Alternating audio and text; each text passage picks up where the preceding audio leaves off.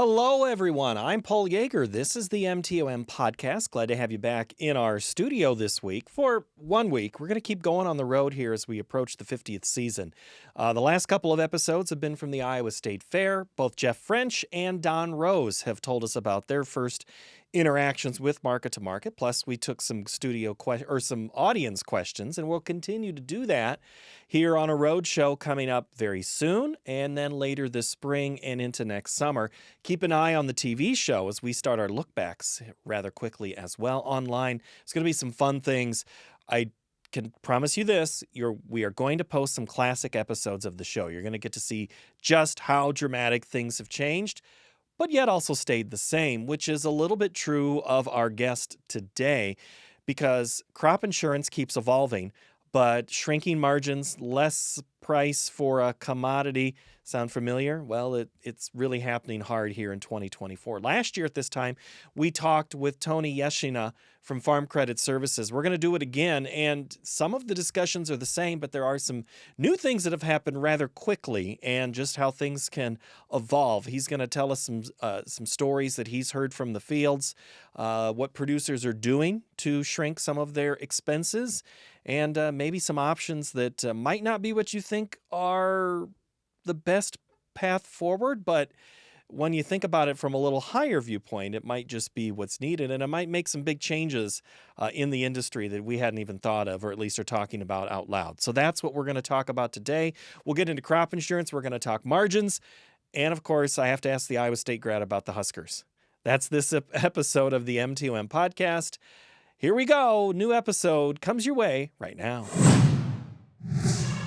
As we get into fall, we've got crop insurance and we've got crops coming due, but let's be honest, it's football season, isn't it, Tony? It really is. It's an exciting time of year for a lot of people for a lot of reasons. A lot of things all come together at one time. Once we get to this Labor Day holiday, focus starts to change, crops start to change. But one thing that hasn't changed since the last time we talked is margins have been shrinking. What are you seeing here for farmers and what they're dealing with when it comes to margins of trying to grow and sell a crop? Yeah, Paul, unfortunately, you're spot on. The trend is not our friend since last time we talked. You know, if you look at commodity prices, whether it's corn, beans, or wheat, but that trend looks really familiar to kind of the last time we had this environment back in the 2011, 12, 13. So the 14 price decline is kind of like what's happening in 24. And then the flip side to that is the input prices. They really haven't subsided yet. In fact, when we look at input prices, they're about 40% above where they were back in 2011. And so margins are tight. And we hear that constantly on the show about, margins, or I see farmers that will tweet, or not margins, I'm sorry, inputs. Farm Progress show is happening and they're like, well, I doubt anybody is lowering their price 20 to 30% that we've seen for commodities. So at what point, where's the pressure valve for inputs? Yeah. And I think it varies a little bit. You see it on, it's hard to adjust some of your inputs because you still want to produce a good crop. So it's going to take fertilizer, it's going to take seed, it's going to take, the right chemicals, machinery, equipment. So you start to adjust what you can. And so part of that's, maybe you don't trade equipment quite as often. You got to look at that. You look at, are there some areas where you can save a few bucks? Cash rent's an area that some people look at. Land costs. What are you looking to expand? You might have to sharpen the pencil a little bit to see what can you really afford. And so inputs are stubborn. They're sticky to come down. I'll pick on seed. Seed's one of the hardest ones to come down. And so you look at ways to, how can I get more out of this crop? And so that's things like, maybe I need to look at my marketing strategy. Do I hold it as long? Storage costs can start to add up. So I start looking at maybe different ways to merchandise my grain. And then you got to look at the end of the day, it still boils down to, what are my costs? What's within my control? And if inputs are hard to adjust, you got to start looking at your debt. And, is there a way to to better manage my debt to free up some margin. So that's what some people are looking at. Well, the debt word gets us into interest rates, and they're not finding a lower rate than maybe a loan. Do we know if a lot of people restructured loans when interest rates were lower? Paul, yeah, that was almost everybody did, and if you didn't, shame on you. There was great opportunities, so to speak, when interest rates were really low, right before inflation really kicked in these last couple of years. And so, as a result, a lot of producers did a great job of rebalancing their balance sheets. So, taking the opportunity to lock in some long-term lower fixed interest rates. There's a lot of real estate debt, even housing debt that's has a 3 or a 4 in front of it. Operating costs are up. That kind of goes with the market. But generally, operating expense, the interest expense on your operating loan, isn't probably what's going to make or break your operation. It's that overall total debt load. So most did refinance, and back then, and that created some additional capacity. Last couple of years, we've had some great working capital, and so that's what's helping weather the storm right now. Since last time we talked, is producers are starting to dip into that working capital a little bit. Thank heavens they have that. Um, but but as we go through the cycle, if this kind of trend continues, you're going to see probably some downward pressure on land values. We might see some relief on interest rates. We'll see what the Fed does. But the other thing is, you'll see consolidation, and consolidation probably didn't happen as much during the last cycle, just because producers had that opportunity to kind of rebalance on their own and manage their cash flow accordingly. This time, you're probably looking at some producers are going to have to look at some type of liquidation. I'm not talking exit the industry, but you might have to look at situations where do I have an underperforming farm, or maybe it doesn't quite fit in well, with the geography of my operation. And so if margins get too tight and if we're out of working capital, that's the next lever producers will pull, is to say, maybe I need to liquidate that less productive asset and use that to pay down some debt so that I can weather the storm. Couple of things I want to follow up there. Consolidation. What do you mean by, are we talking brothers going together, farms going together, or restructuring? What does consolidation mean for you? Yep, it could mean all of that. And so, yeah, if you think about, the opportunity to work together, that might be a way to share machine and equipment costs. Another big factor that's happening is it's hard to get labor. And so sometimes you might have to find producers working together just because finding that labor source has been a challenge. And so that's one way to do it.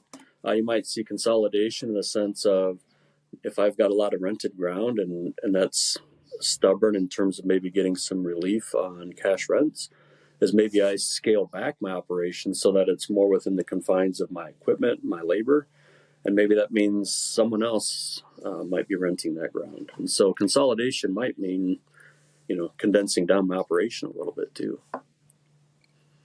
In that definition, then, it doesn't sound like farms are going to get larger in the sense of acreage, but they might get larger with the number of people working on the same amount of acres. Because if, using the other half of what you just said, maybe somebody does get rid of something that's poor performing or not as profitable, or it isn't profitable, period.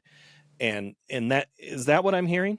So, yeah, that could be part of it. But there also could be producers, Paul, that, maybe they're at that stage of life where, they're kind of at the peak of their, farming cycle, and maybe there's not another generation to come in. And so when margins get tight, they might say, you know what, it's been a good run.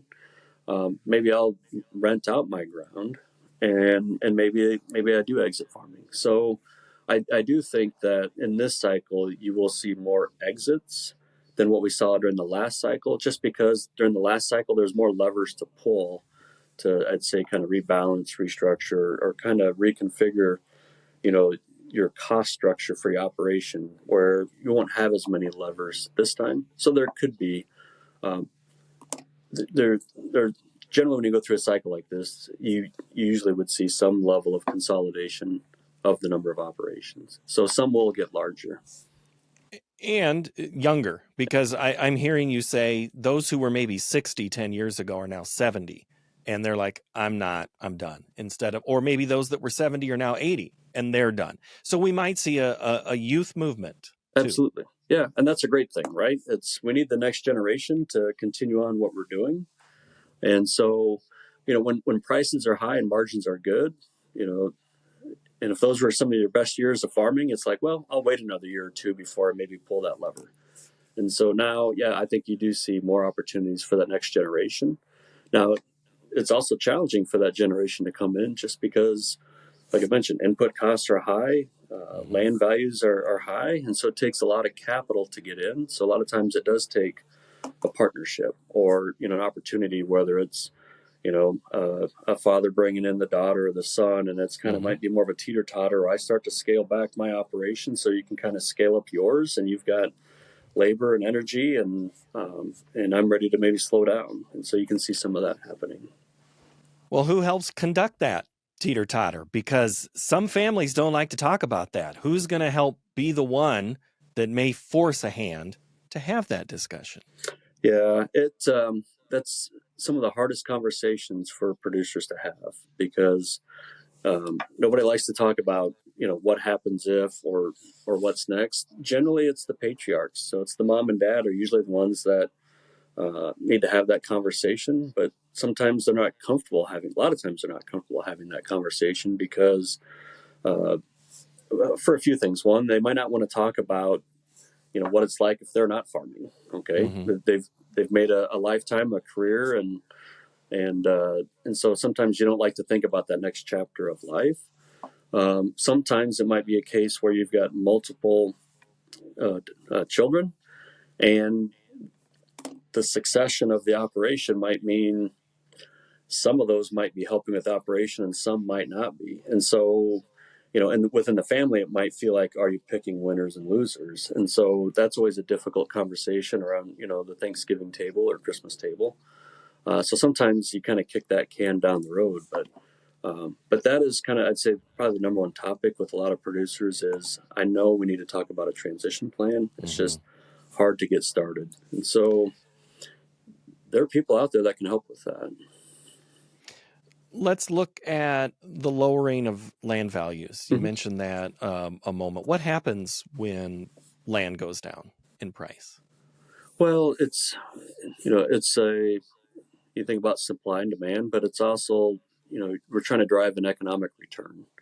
And so if you look at, what's the returns being generated, whether it's through cash rents or just through production, and the returns are much lower right now. So you generally will see some type of the initial stages, you'll see a softening where land values quit going up. And I think we're kind of at that stage. And so where you start to see if things were to, I'd say, correct or reverse, the first place you'll see it is probably on cash rents. You'll start to see some downward movement in cash rents. And then you'll start to see it in land sales where people won't be as aggressive because either the returns aren't there or they're trying to preserve some of their working capital.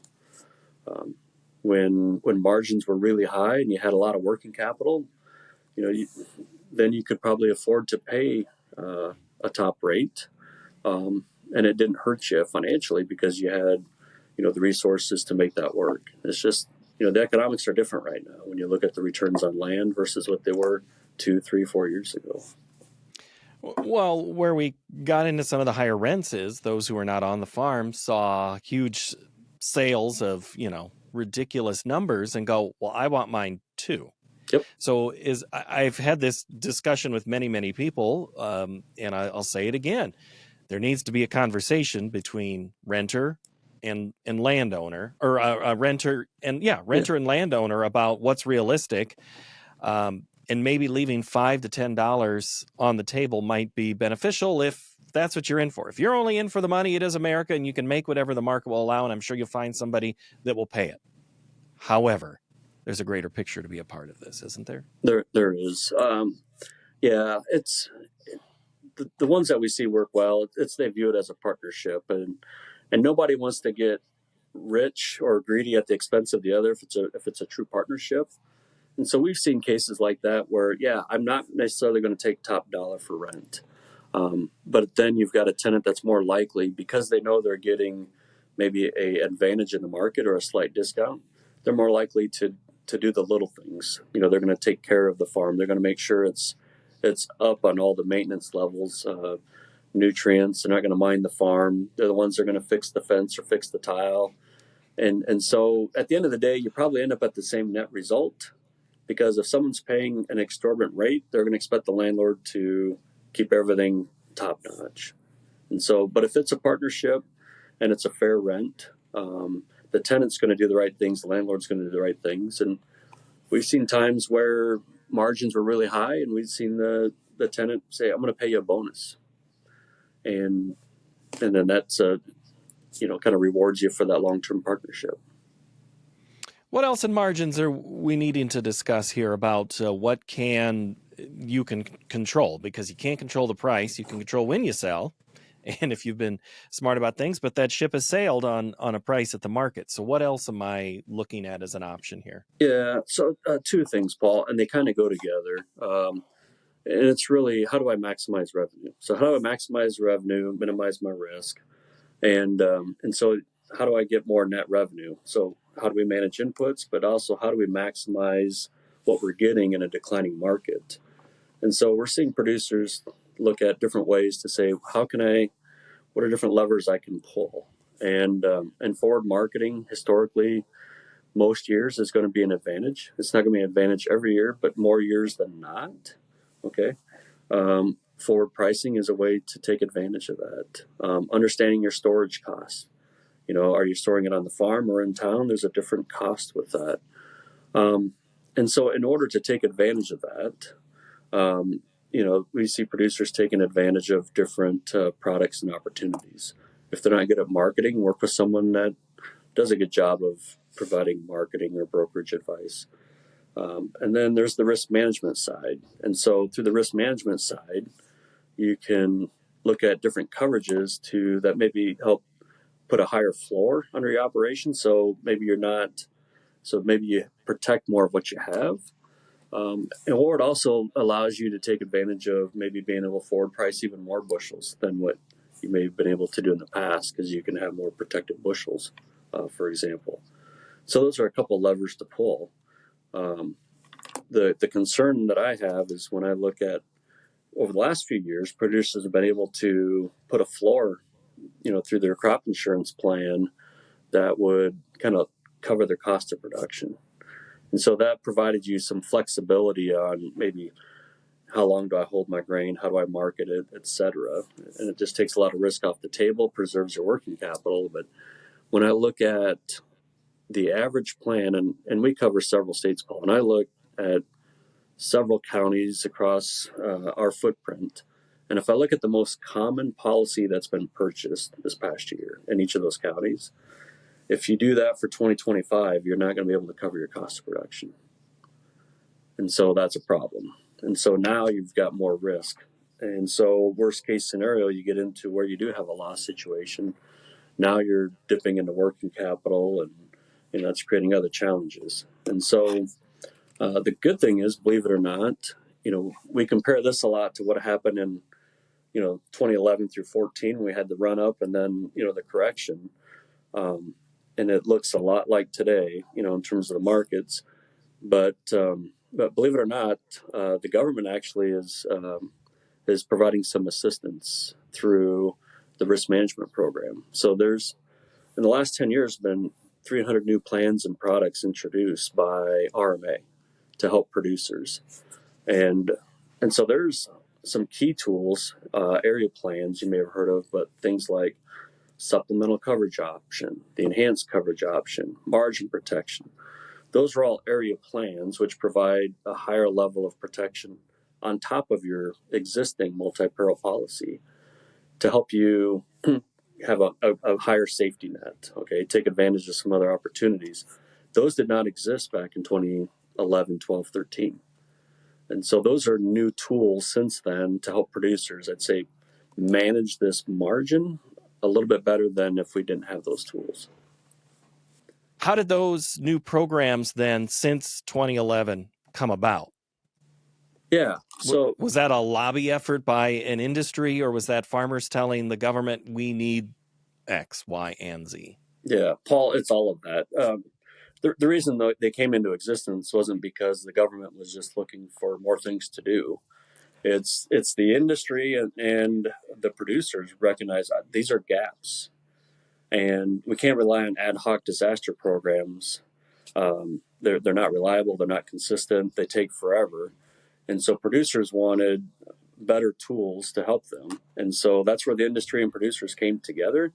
Most of these products were created through private organizations that service this industry. There's a process, it's called a 508H process, where the government encourages that type of development to happen.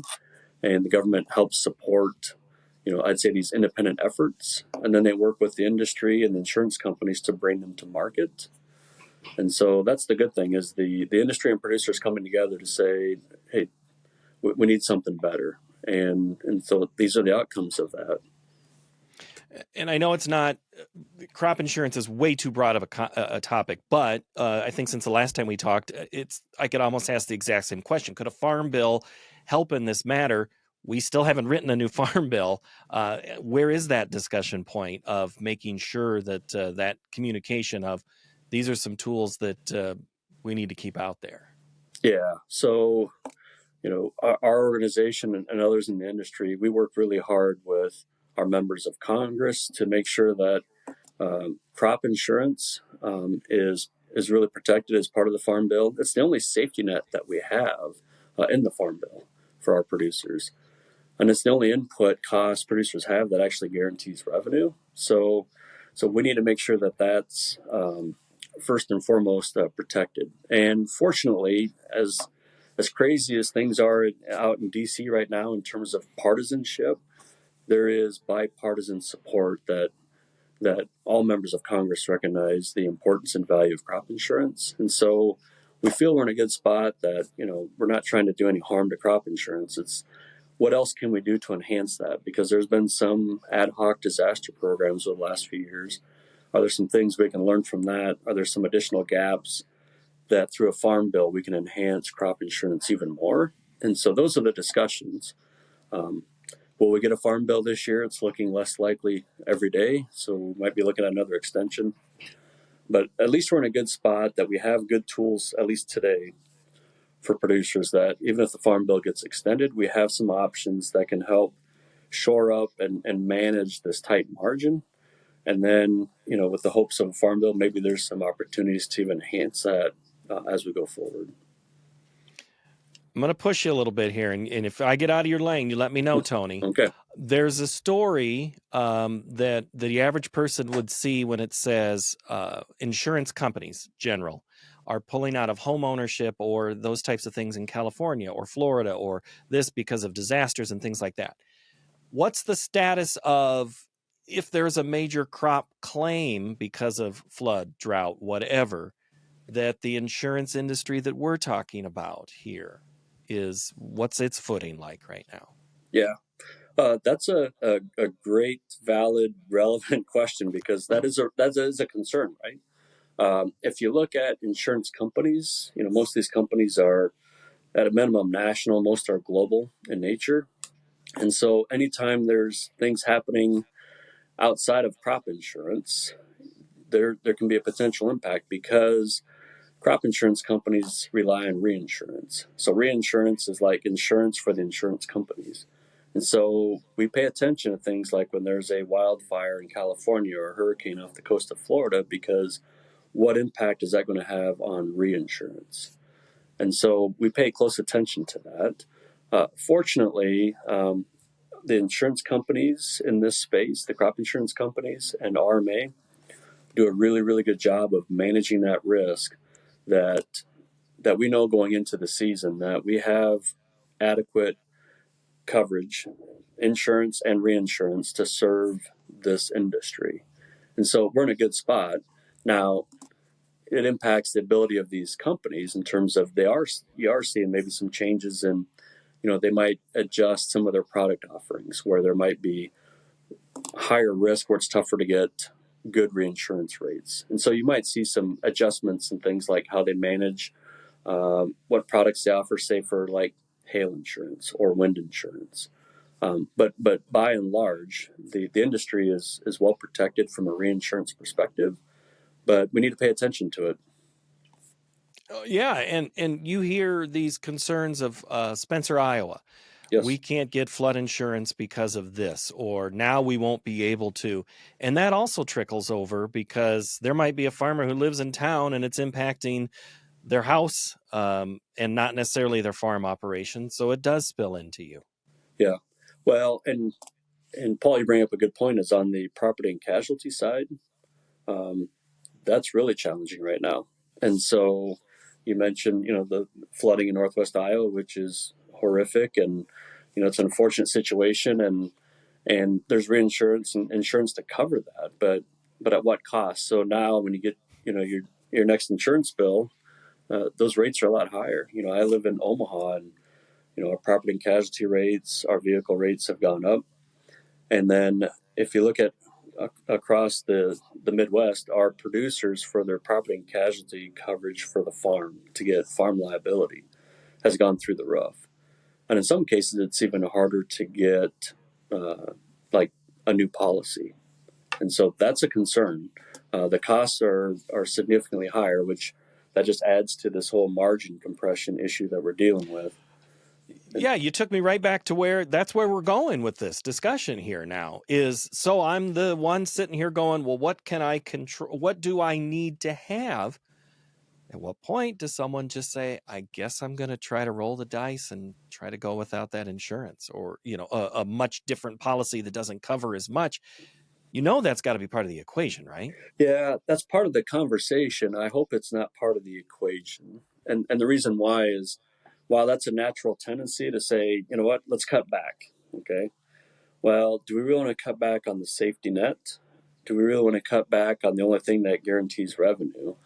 And so saving your way to prosperity on your risk management side long term usually has really bad outcomes. And so how can we manage knowing that, is there a way to manage it differently? Okay.